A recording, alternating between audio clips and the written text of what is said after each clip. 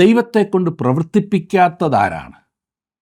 ദൈവവും മനുഷ്യനുമായുള്ള സമ്പർക്കത്തിന് എന്തോ തകരാറ് സംഭവിച്ചതുകൊണ്ടല്ല ദൈവത്തിന് കേൾവിക്കുറവും ഒന്നും സംഭവിച്ചിട്ടുമില്ല ഇന്നത്തെ കാലത്തും. അതുപോലെ മനുഷ്യൻ്റെ എന്തെങ്കിലും ബുദ്ധിപരമായ പ്രശ്നമോ അവൻ്റെ മറ്റ് പല പ്രശ്നങ്ങളോ അല്ല ദൈവവുമായുള്ള ബന്ധത്തിന് തടസ്സമായി നിൽക്കുന്നത്. പിന്നെ എന്താണ് ദൈവത്തെ പരിമിതിപ്പെടുത്തുന്നത്?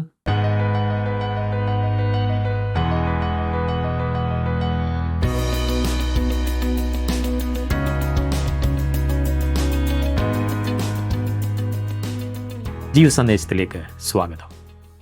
പാപത്തോടുള്ള ദൈവത്തിൻ്റെ മനോഭാവത്തിൻ്റെ മകുടോദാഹരണമാണ് ക്രിസ്തുവിൻ്റെ കാൽവറി ക്രൂശ് മരണം. ഇവൻ എൻ്റെ പ്രിയപുത്രൻ, ഇവനിൽ ഞാൻ പ്രസാദിച്ചിരിക്കുന്നുവെന്ന് സ്വർഗം തുറന്നരുളി ചെയ്ത പിതാവ് സ്വന്തം പുത്രൻ പാപയാഗമായി തീരുമ്പോൾ, എൻ്റെ ദൈവമേ, എൻ്റെ ദൈവമേ, നീ എന്നെ കൈവിട്ടത് എന്തെന്നുള്ള നിലവിളിക്ക് നേരെ മുഖം തിരിച്ചു നിൽക്കുന്ന കാഴ്ച പാപത്തെ ദൈവം കൈകാര്യം ചെയ്യുന്ന വിധമാണ് വെളിപ്പെടുത്തുന്നത്. പാപത്തോട് പോരാടുന്നതിൽ പ്രാണത്യാഗത്തോളം എതിർത്ത് നിൽക്കുവാനാണ് തിരുവചനം ദൈവജനത്തെ ഉത്ബോധിപ്പിക്കുന്നത്. യെശയ്യാപ്രവചനം 59, 60 അധ്യായങ്ങൾ.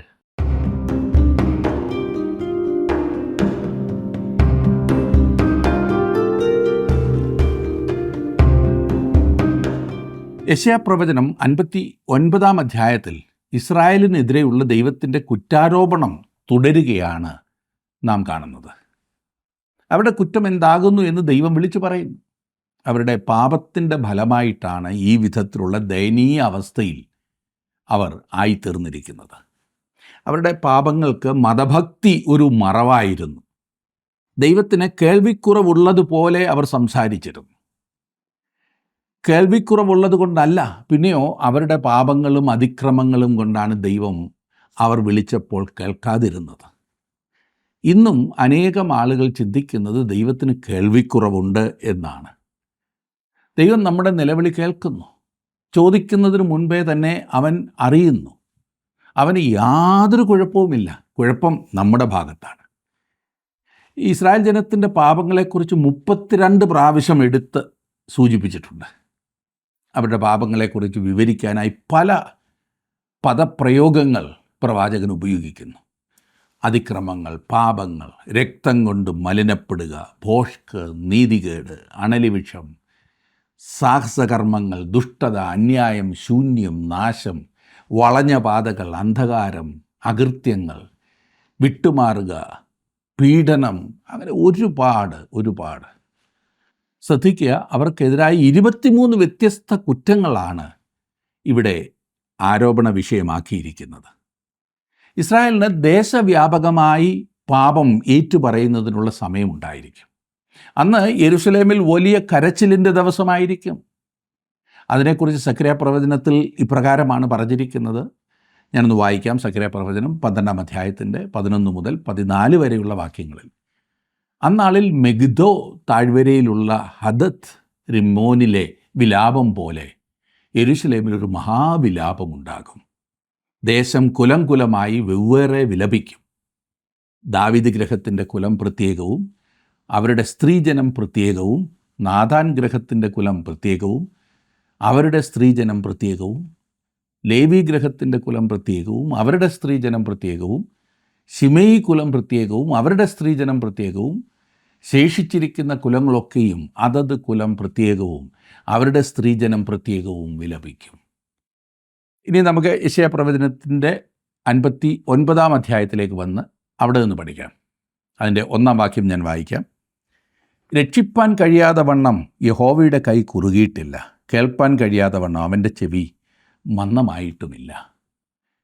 യെശയ്യാവിൻ്റെ കാലത്ത് ഇസ്രായേൽ രക്ഷിക്കപ്പെടാത്തതിൻ്റെ കാരണം യഹോവയുടെ ശക്തിയുള്ള ഭുജത്തിന് എന്തെങ്കിലും ബലഹീനത പറ്റിയത് കൊണ്ടല്ല.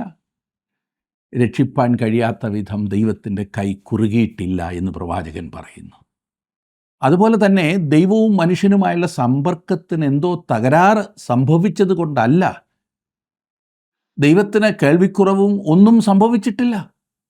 ഇന്നത്തെ കാലത്തും യാതൊന്നും ഈ പറയുന്നത് പോലെ സംഭവിച്ചില്ല.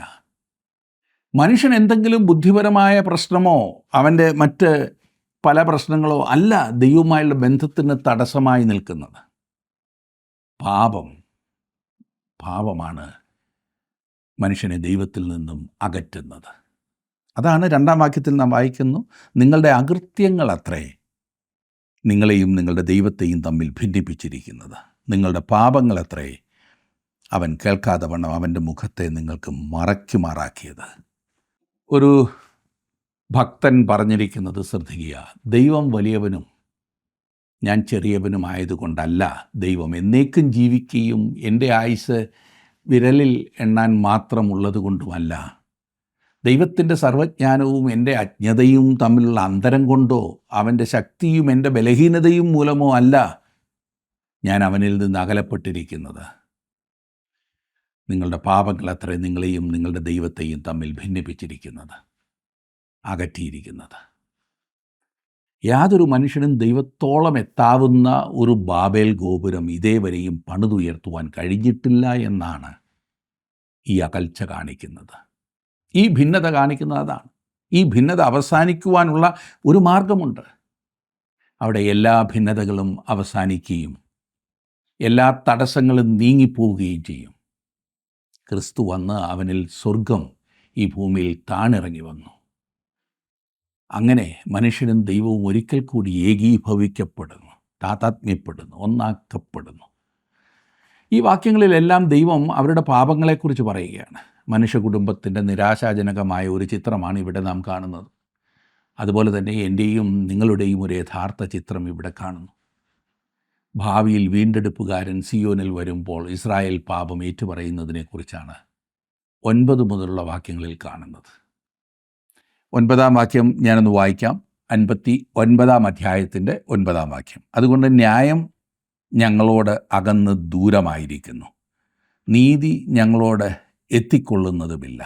ഞങ്ങൾ പ്രകാശത്തിനായിട്ട് കാത്തിരുന്നു, എന്നാൽ ഇതാ ഇരുട്ട്, വെളിച്ചത്തിനായിട്ട് കാത്തിരുന്നു, എന്നാൽ ഇതാ അന്ധകാരത്തിൽ ഞങ്ങൾ നടക്കുന്നു.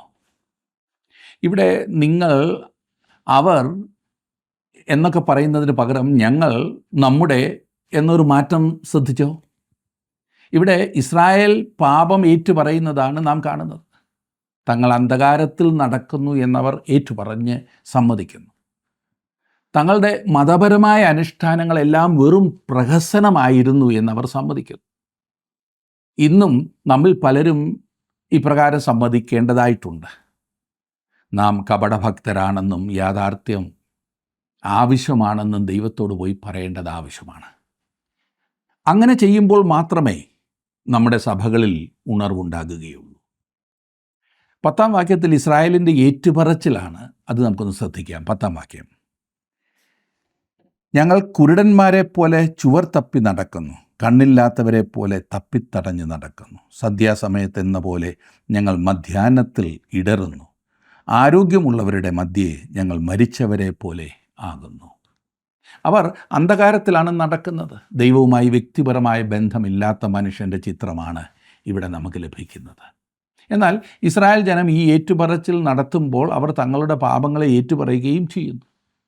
അതേ സുഹൃത്തെ, നാം ദൈവത്തോട് ഓരോരോ കുറ്റങ്ങളും പാപങ്ങളും ഏറ്റുപറഞ്ഞ് സമ്മതിക്കേണ്ടത് ആവശ്യമാകുന്നു. പൊതുവായി ദൈവമേ ഞാൻ പാപിയാകുന്നു, എന്നോട് ക്ഷമിക്കണമേ എന്നല്ല. ദൈവമേ ഞാൻ ഇന്നിന്ന പാപങ്ങൾ ചെയ്തിരിക്കുന്നു, നീ എന്നോട് ക്ഷമിക്കണമേ, അവിടുത്തെ രക്തത്താൽ എന്നെ വിശുദ്ധീകരിക്കണമേ എന്ന് അനുതാപത്തോടെ ഏറ്റുപറയേണ്ടത് ആവശ്യമാണ്. വീണ്ടും ആ പാപങ്ങളിലേക്ക് തിരിയാതെ അത് വിട്ടുമാറുവാൻ നാം തീരുമാനിക്കുകയും ചെയ്യണം. ഓരോ പാപവും രഹസ്യമായി ഏറ്റുപറയണം. ഇസ്രായേൽ ജനത്തിൻ്റെ പാപത്തിൻ്റെ ഒരു നീണ്ട പട്ടിക ഇവിടെ നമുക്ക് ലഭിക്കുന്നു. ഇസ്രായേലിന് വീണ്ടെടുപ്പുകാരൻ വരുന്നതിനെക്കുറിച്ചാണ് അവസാനത്തെ 2 വാക്യങ്ങളിൽ സൂചിപ്പിച്ചിരിക്കുന്നത്. 20ഉം 21ഉം വാക്യങ്ങൾ. അതിൽ 20-ാം വാക്യം ഞാൻ വായിക്കാം. എന്നാൽ സിയോനും യാക്കോബിൽ അതിക്രമം വിട്ടുതിരിയുന്നവർക്കും അവൻ വീണ്ടെടുപ്പുകാരനായി വരും എന്ന് യഹോവയുടെ അരുളപ്പാട്. ഇവിടെ വീണ്ടും സർവനാമം ഉപയോഗിച്ചിരിക്കുന്നതിൽ വ്യത്യാസമുണ്ടാകുന്നത് ശ്രദ്ധിച്ചോ? വീണ്ടെടുപ്പുകാരൻ സിയോനിൽ വരും. ആ ജാതി മുഴുവൻ രക്ഷിക്കപ്പെടുമോ എന്ന് ചിലർ ചോദിക്കും. ഇല്ല. ഇസ്രായേലിൽ നിന്ന് ഉത്ഭവിച്ചവരെല്ലാം ഇസ്രായേല്യർ എന്ന് വരികയില്ല എന്ന് റോമാലേഖനം 9 അധ്യായത്തിൻ്റെ 6 വാക്യത്തിൽ നാം കാണുന്നു. ഒരു ശേഷിപ്പ് മാത്രമേ രക്ഷിക്കപ്പെടുകയുള്ളൂ. സഭകളിൽ ഉള്ളവരിൽ ഒരു ശേഷിപ്പ് മാത്രമേ രക്ഷിക്കപ്പെട്ടവരുടെ കൂട്ടത്തിൽ കാണുകയുള്ളല്ലോ. അതല്ലേ യാഥാർത്ഥ്യം.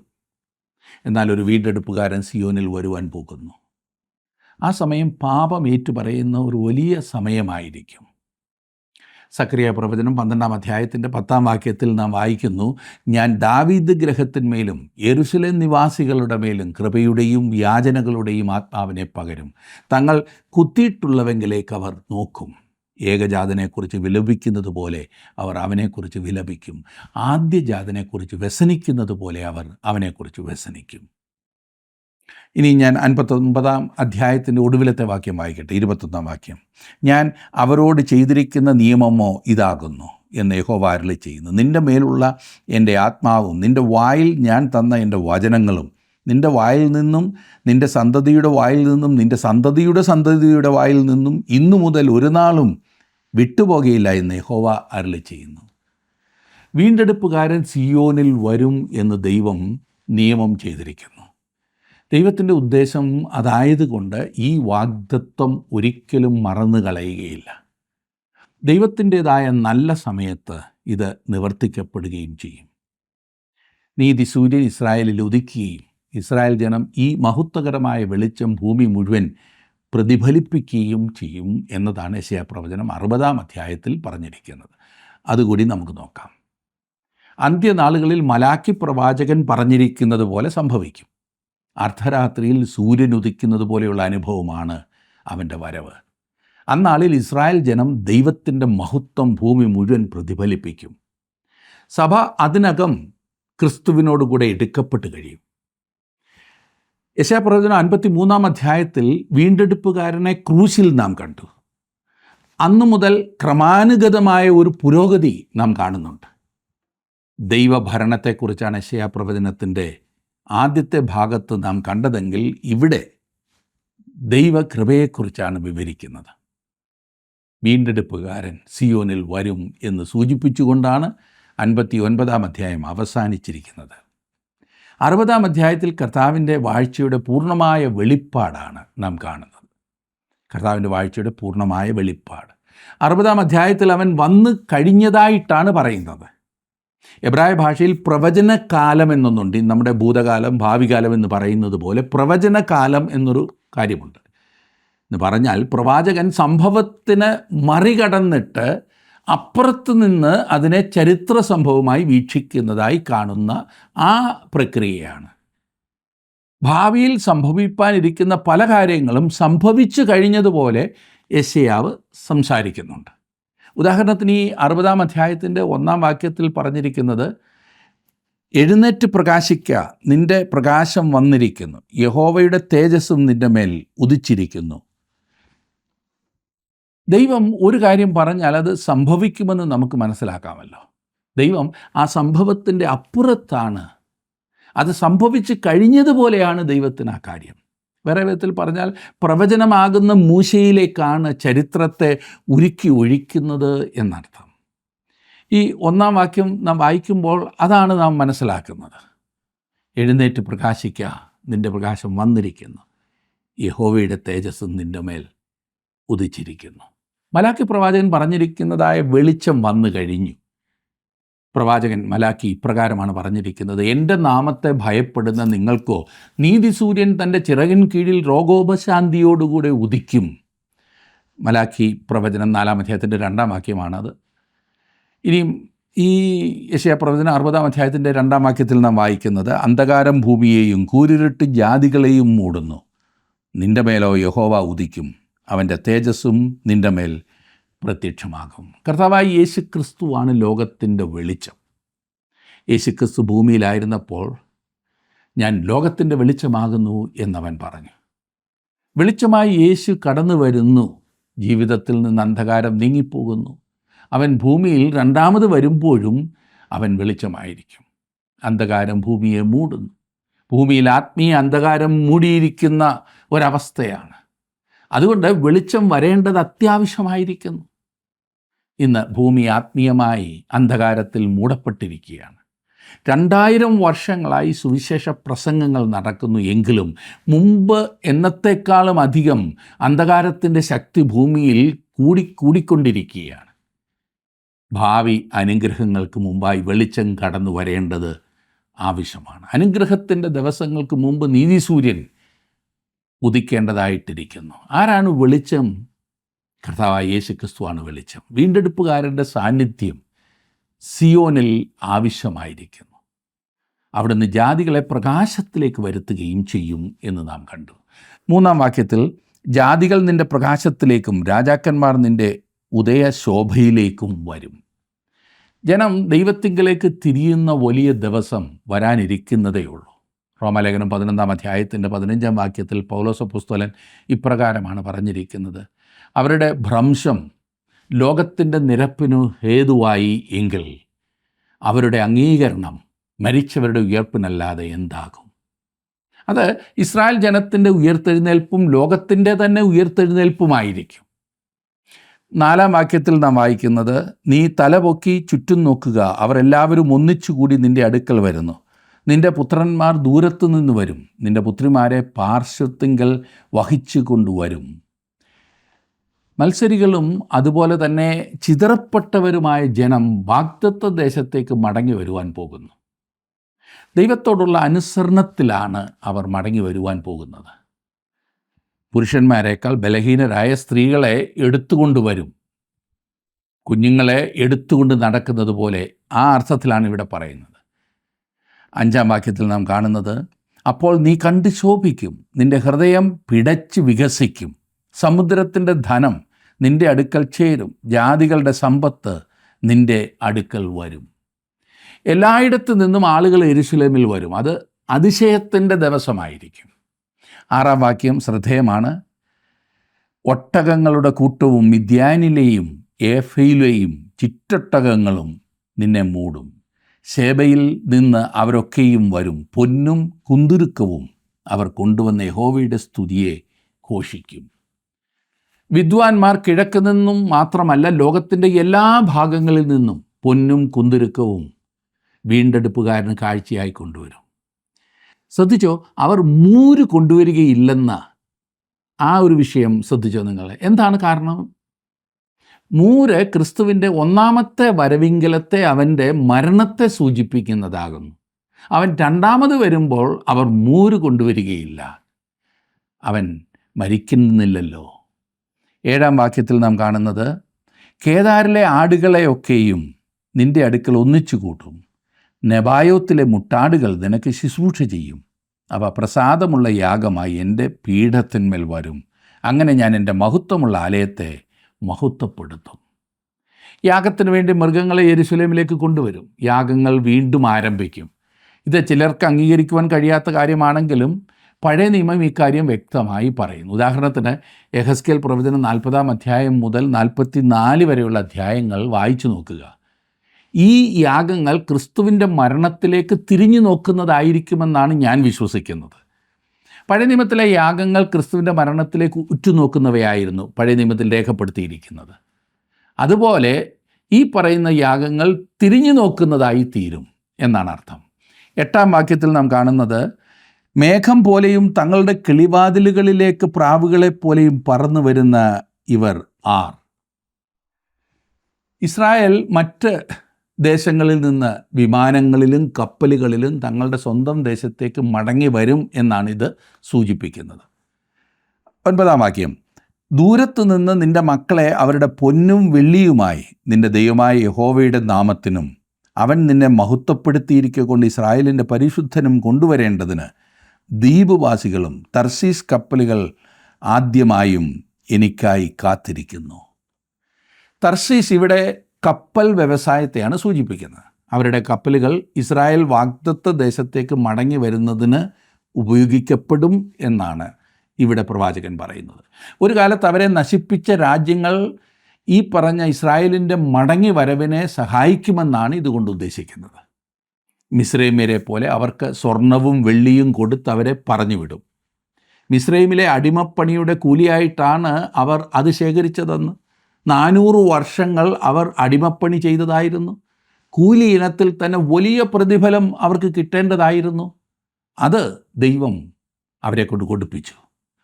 11ഉം 12ഉം വാക്യങ്ങളിൽ നാം കാണുന്നത്, ജാതികളുടെ സമ്പത്തിനെയും യാത്രാ സംഘത്തിൽ അവരുടെ രാജാക്കന്മാരെയും നിന്റെ അടുക്കൽ കൊണ്ടുവരേണ്ടതിന് നിന്റെ വാതിലുകൾ രാവും പകലും അടയ്ക്കപ്പെടാതെ എല്ലായ്പ്പോഴും തുറന്നിരിക്കും. നിന്നെ സേവിക്കാത്ത ജാതിയും രാജ്യവും നശിച്ചു പോകും.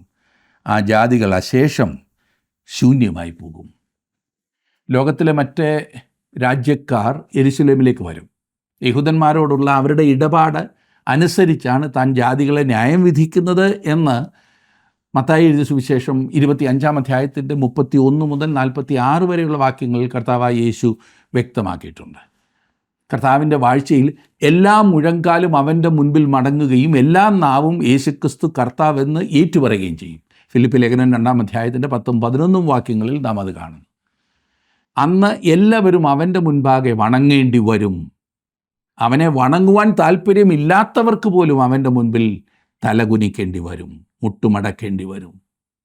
1000 ആണ്ട് വാഴ്ചയുടെ അന്ത്യത്തിൽ പിശാചിനെ അഴിച്ചു വിടുമ്പോൾ മത്സര ഹൃദയത്തോടുകൂടെ ഉള്ളവർ അവങ്കിലേക്ക് ആകർഷിക്കപ്പെടുന്നു.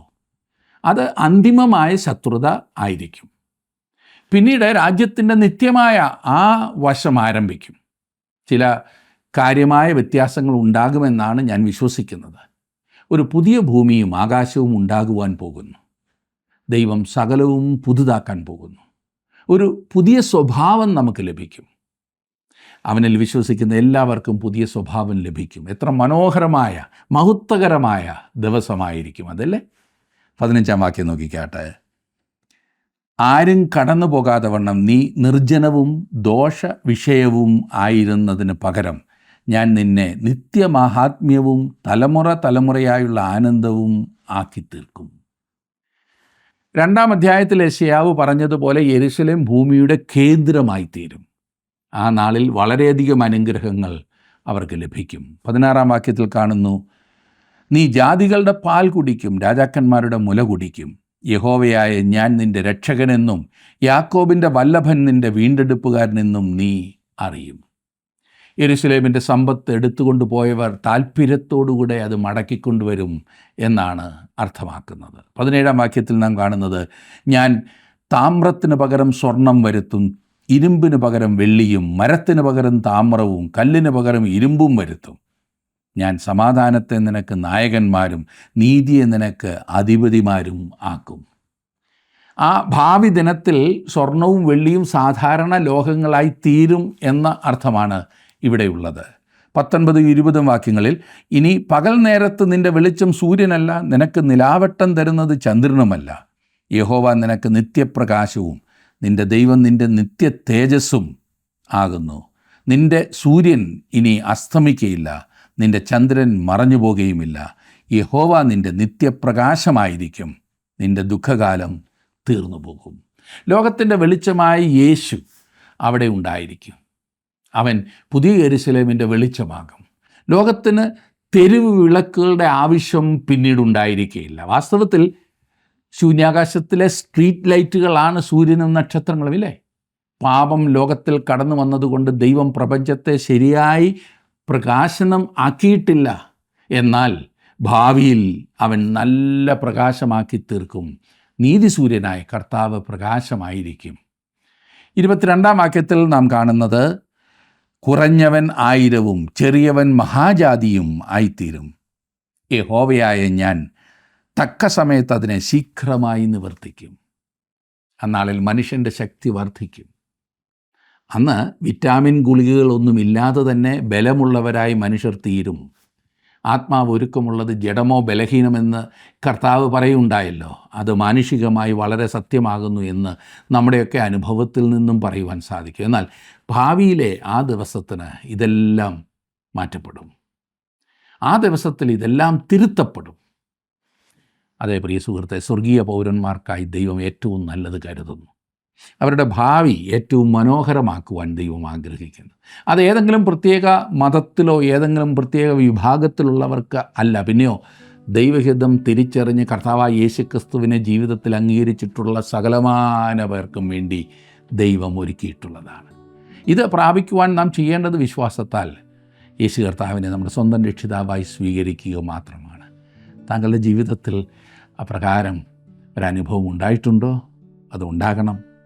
അതിനായിട്ട് ദൈവം താങ്കളെ സഹായിക്കട്ടെ.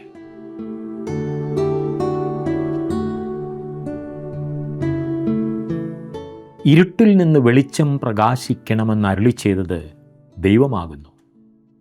ആ വെളിച്ചം തൻ്റെ പുത്രനായ യേശുക്രിസ്തുവിലാണുള്ളത്. ക്രിസ്തു പറഞ്ഞു, ഞാൻ ലോകത്തിൻ്റെ വെളിച്ചമാകുന്നു.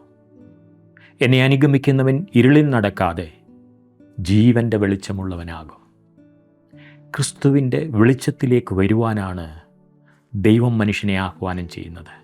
ഉറങ്ങുന്നവനെ ഉണർന്ന് മരിച്ചവരുടെ ഇടയിൽ നിന്ന് എഴുന്നേൽക്ക, എന്നാൽ ക്രിസ്തു നിൻ്റെ മേൽ പ്രകാശിക്കുമെന്ന് തിരുവെഴുത്തും പറയുന്നു. ദൈവത്തിൻ്റെ വെളിച്ചമുള്ളവരായിരിക്കുവാൻ ദൈവം നമ്മെ സഹായിക്കട്ടെ.